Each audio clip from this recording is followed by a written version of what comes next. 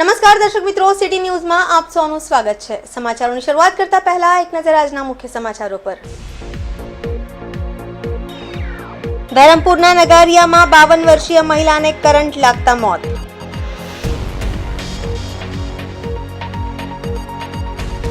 દમણમાં થયેલ 1 કરોડથી વધારેની ચોરીમાં દાહોદ ગેંગની સંડોવણી।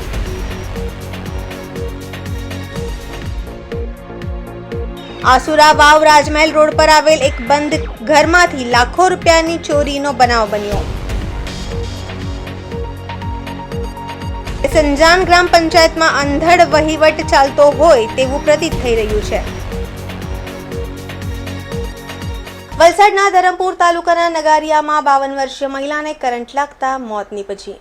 વલસાડના ધરમપુર તાલુકાના નગારિયામાં 52 વર્ષીય મહિલાને કરંટ લાગતા મોત નીપજી હતી। મહિલાને ડીજીવીસીએલના થાંભલા નીચે ઉગી નીકળેલ ઘાસને કાપવા જતા કરંટ લાગ્યો હતો। મહિલા દ્વારા ઘાસ કાપવામાં આવી રહ્યું હતું તે વેળાએ દાતરડું ડીજીવીસીએલના થાંભલા નીચે આવેલ અર્થિંગના વાયર સાથે અડી જતા મહિલાને કરંટ લાગ્યો। મહિલા ખેતરે કામ પર ન આવતા પતિ દ્વારા ઘરે જોવા આવતા મહિલા બેભાન હાલતમાં મળી આવી હતી। મહિલાને તત્કાલિક 108 એમ્બ્યુલન્સ મારફતે ધરમપુર સ્ટેટ હોસ્પિટલ ખાતે ખસેડવામાં આવતા ફરજ પરના તબીબે ચેક કરતા મહિલાને મૃત જાહેર કરવામાં આવી હતી। ડીજીવીસીએલના થાંભલાના કારણે મહિલાએ જાન ગુમાવવાનો વારો આવ્યો છે। પરિવારજનોએ અકસ્માત મોતની ફરિયાદ પોલીસને આપી છે। રાજ્યમાં ગુનાની દુનિયામાં દાહોદની ઘરફોડ ચોર ગેંગ ભારે બદનામ છે। રાજ્યમાં કોઈ પણ સ્થળે મોટી ચોરી થાય ત્યારે સ્થાનિક પોલીસ એકવાર તો આ દાહોદ ગેંગના ચોરીમાં સામેલ છે કે નહીં તે જરૂર ચકાસતી હોય છે। ત્યારે રાજ્યમાં ઘરફોડ ચોરી માટે પંકાયેલી આ ગેંગ હવે રાજ્ય બહાર પણ પોતાના કારનામાને અંજામ આપી રહી છે। દમણમાં થયેલ 1 કરોડથી વધારેની ચોરીમાં દાહોદ ગેંગની સંડોવણી બહાર આવી છે। વલસાડને અડીને આવેલ કેન્દ્ર શાસિત પ્રદેશ દમણમાં મોટી સંખ્યામાં એનઆરઆઈ વસવાટ કરે છે। ત્યારે મોટી દમણના માછીવાડ વિસ્તારમાં ગત ફેબ્રુઆરી મહિનામાં રણછોડ રાયજી મંદિર તેમજ સામે આવેલ એક એનઆરઆઈના મકાનમાં મોટી ચોરી થઈ હતી। પોલીસ તપાસમાં બહાર આવ્યું હતું કે વિદેશી ચલણે સોનાના દાગીના સહિત કુલ 1.25 કરોડ રૂપિયાની ચોરી થઈ હતી। આ મામલે દમણ પોલીસે વિવિધ ટીમો બનાવી તપાસ હાથ ધરી હતી। દમણ તેમજ વલસાડ તેમજ આજુબાજુના મહારાષ્ટ્રના પાલઘર સુધી તપાસ કરવામાં આવી હતી। રીડા ગુનેગારોની પણ કડક પૂછપરછ કરવામાં આવી હતી। જોકે હવે આ મામલે દમણ ક્રાઇમ બ્રાન્ચ અધિકારી સોહેલ જીવાણીની આગેવાનીમાં મોટી સફળતા મળી છે। ક્રાઇમ બ્રાન્ચ દમણ દ્વારા ગુજરાતના દાહોદમાં છાપો પાડી 26 તોલા સોના સહિત કુલ 5 આરોપીઓની ધરપકડ કરી લેવામાં આવી છે। દમણના એનઆરઆઈના ઘરે થયેલ મોટી ચોરીના મામલે દમણ પોલીસે અગાઉ 2 આરોપી નરેશ પરશુ મોહનિયા અને કલ્પેશ પરશુ મોહનિયા નામના 2 ભાઈઓની ધરપકડ કરી હતી। તેમના રિમાન્ડ દરમિયાન અન્ય 3 આરોપીઓના નામ ખુલ્યા હતા। આ 3 આરોપીઓ ઝડપવા તેમજ મુદ્દામાલની રિકવરી કરવા દમણ ક્રાઇમ બ્રાન્ચની ટીમ દાહોદ પહોંચી હતી અને દાહોદથી દમણ પોલીસે 26 તોલા સોનાની સાથે 3 આરોપીઓની ધરપકડ કરી લીધી છે। ઝડપાયેલ આરોપી પર એક નજર કરીએ તો ભરત મોતીલાલ પંચાલ, જિગ્નેશ રાજુભાઈ પંચાલ, પંકજ કુમાર સોની હાલ દમણ પોલીસની હિરાસતમાં છે। ઝડપાયેલ તમામ આરોપીઓ અતિશય રીઢા છે। દાહોદની આ ઘરફોડ ગેંગનો માસ્ટરમાઇન્ડ એવો ભરત અતિશય રીઢો ગુનેગાર છે। અગાઉ ગુજરાતના વિવિધ પોલીસ સ્ટેશનમાં 50 જેટલા ગુનાઓમાં તેનું નામ સામેલ છે તો બાકીના બંને આરોપીઓ વિરુદ્ધ પણ 2 ગુનાઓ નોંધાયેલા છે। આરોપીઓએ એનઆરઆઈના ઘરમાંથી ચોરેલા દાગીનાઓ ભઠ્ઠી ઉખાડી તેની લગડી બનાવી હતી અને હાલે દમણ પોલીસે આરોપીઓ પાસેથી ચોરીના 26 તોલા સોનું ઝડપાયું છે। હજી ઘણું બધું રિકવર કરવાનું બાકી છે તો ચોરાયેલ પાઉન્ડ પણ રિકવર કરવાના બાકી છે। ત્યારે 1 કરોડથી વધારે ચોરીના મામલે દમણ પોલીસ આરોપીઓના રિમાન્ડ લઈ વધુ તપાસ હાથ ધરી રહી છે અને તપાસમાં હજી મોટા ખુલાસો થશે તેવું મનાઈ રહ્યું છે।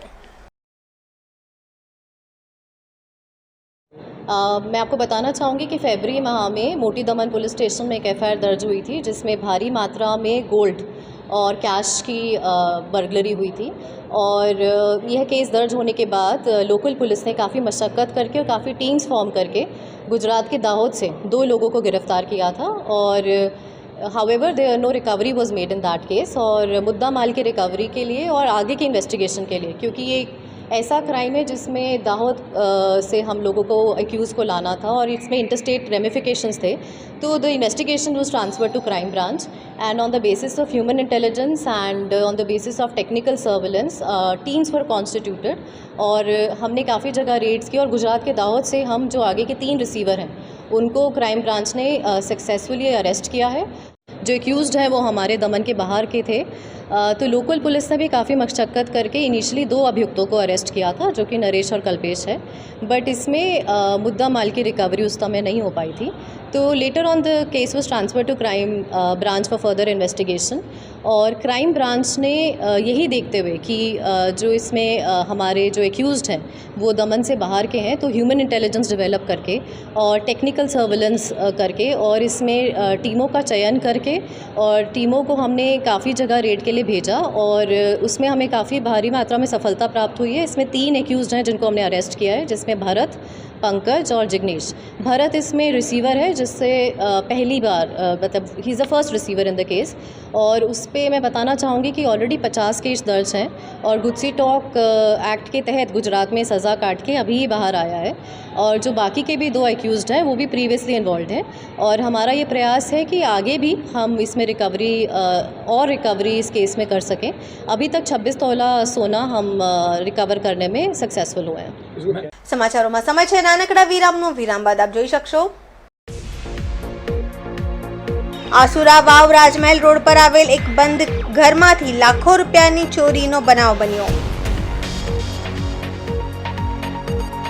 સંજાન ગ્રામ પંચાયતમાં અંધડ વહીવટ ચાલતો હોય તેવું પ્રતીત થઈ રહ્યું છે।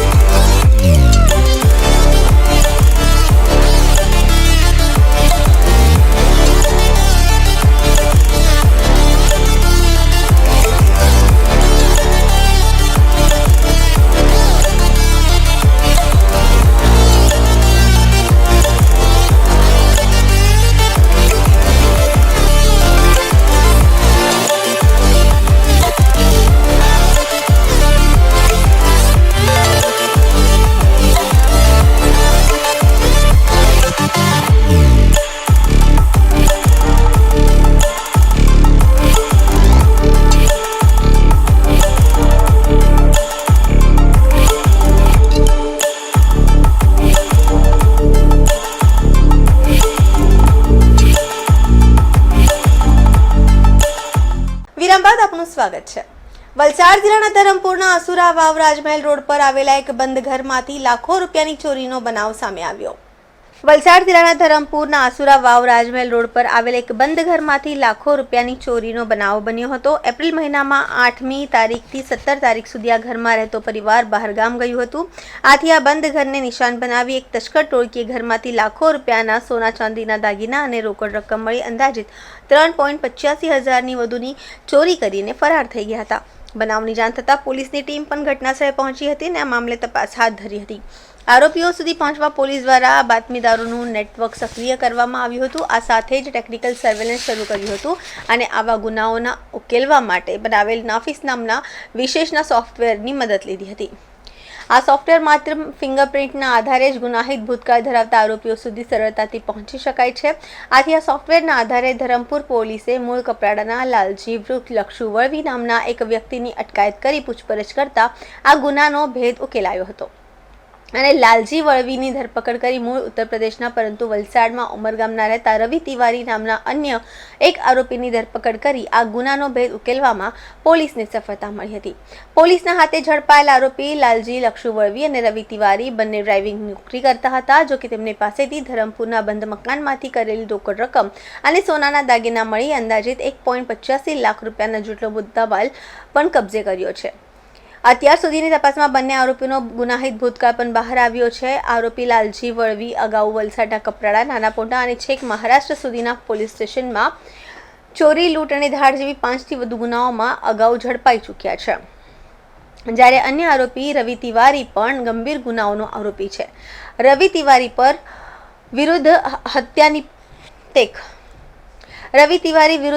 પણ હત્યાની કોશિશ અને હત્યાના ગુનાઓ નોંધાઈ ચૂક્યા છે.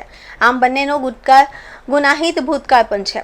આથી અગાઉના ગુનાઓના કામે બંને આરોપીની જેલની સજા થઈ હતી. આથી આ બંને આરોપીઓ જેલમાં એકબીજાને મળ્યા હતા, પરંતુ જેલમાં સુધરવાને બદલે બંનેને ફરી બહાર નીકળીને અને ગેંગ બનાવી ચોરી કરવાની શરૂઆત કરી હોવાની બહાર આવ્યું છે.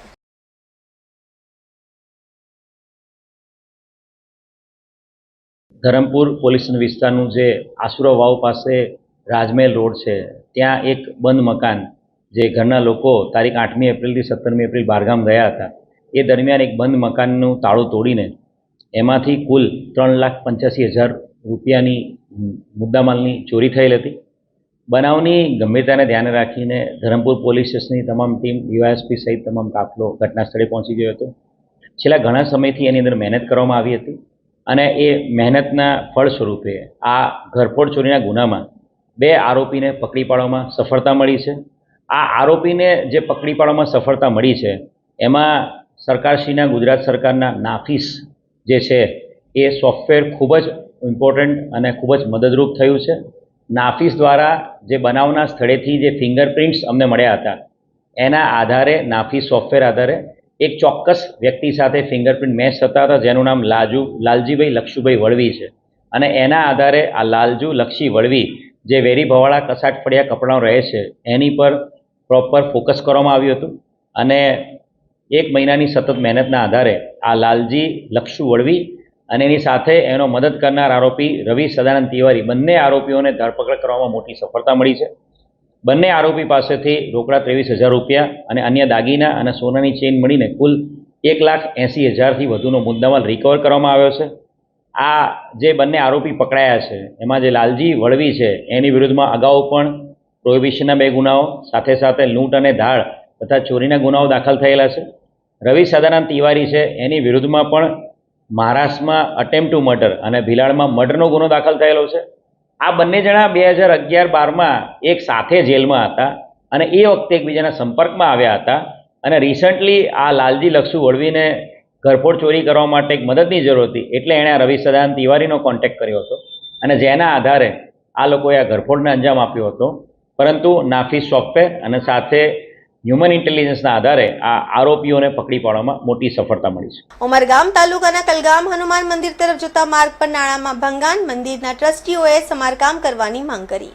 ઉમરગામ તાલુકાના કલગામ હનુમાન મંદિર તરફ જતા માર્ગ પર નાળામાં ભંગાણ પડ્યું છે. મંદિરના ટ્રસ્ટીઓએ સમારકામ કરવા માંગ કરી છે. ઉમરગામ તાલુકાના પ્રસિદ્ધ શ્રી રાયણીવાળા હનુમાન મંદિર તરફ જતા માર્ગ પર તળાવ નજીક મુખ્ય માર્ગ ઉપર નાળું તૂટી જતા મંદિરે આવતા ભક્તો સાથે માથે જોખમ તોડાતું નજરે પડી રહ્યું છે. શ્રી રાયણીવાળા હનુમાન મંદિરને અડીને આવેલા તળાવમાં હાલ માટી ખોદકામ થઈ રહ્યું છે, જ્યાં રોજ ભારે માલવાહન વાહનોની અવરજવર થતી જોવા મળે છે. આગામી ચોમાસામાં મુખ્ય માર્ગે અવરજવર કરતા વાહન ચાલકો અકસ્માતનો ભોગ ન બને તે માટે જવાબદાર તંત્રના અધિકારીઓ વહેલી તકે તૂટેલા નાણાંના મરામતની કામગીરી હાથ ધરે એવી મંદિર ટ્રસ્ટના સભ્ય દ્વારા માંગ કરાઈ હતી. તળાવ માટી ખોદકામની કામગીરીમાં પણ વેટ ઉતારવામાં આવતી હોવાનું મંદિરના ટ્રસ્ટીએ જણાવ્યું હતું. હું રસિકભાઈ બાલુભાઈ કોડી હનુમાનજી મંદિરના ટ્રસ્ટી સભ્ય છું. આ હનુમાનજી મંદિરે અસંખ્ય લોકો દર શનિવારે શ્રદ્ધાળુ આવે છે અને આવીને શ્રદ્ધાળુ માનતા એની પૂરી કરે છે. આ દરમિયાન રસ્તાની અવર જવરમાં બાજુમાં તળાવ આવેલું છે, ત્યાં તળાવમાંથી અસંખ્ય ટ્રકો માટી કાઢે છે અને અસંખ્ય રીતે ગમે તે રીતે ખોદકામ કરેલું છે તળાવમાં, અને એનું કોઈ એ જ નથી. ટ્રકો આવજાવ કરે છે, રસ્તામાં નાડું તોડી નાખેલું છે.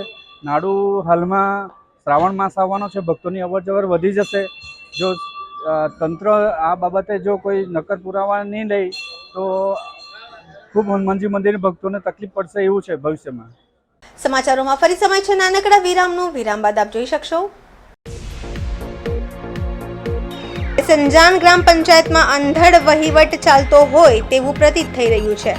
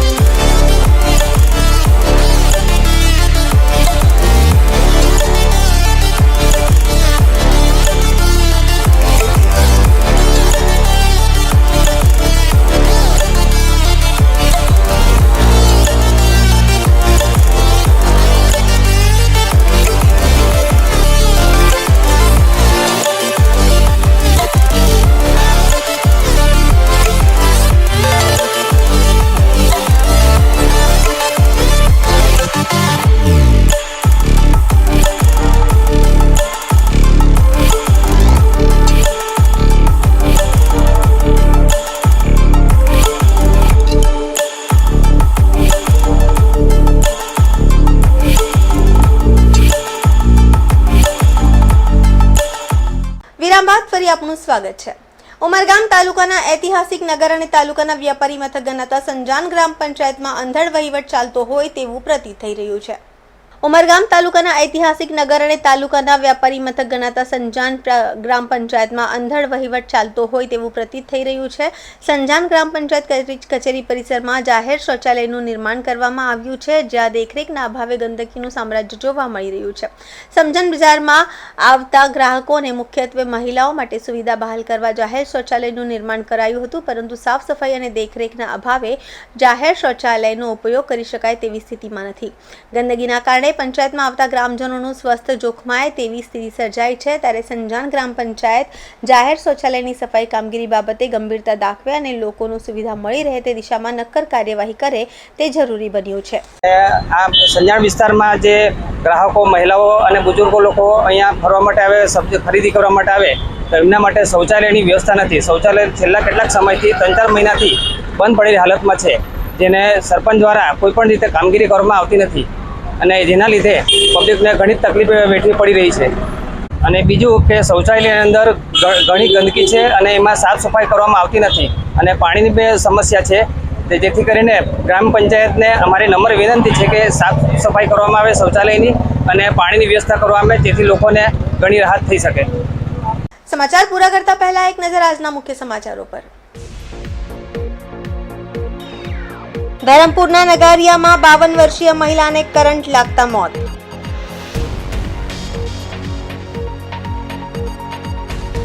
દમણમાં થયેલ 1 કરોડથી વધારેની ચોરીમાં દાહોદ ગેંગની સંડોવણી.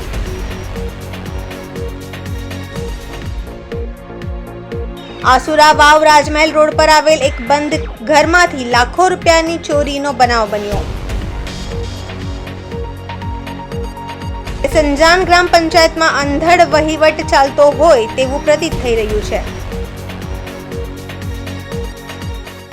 તો આ હતા અત્યાર સુધીના સમાચાર. જોતા રહો સિટી ન્યૂઝ. નમસ્કાર.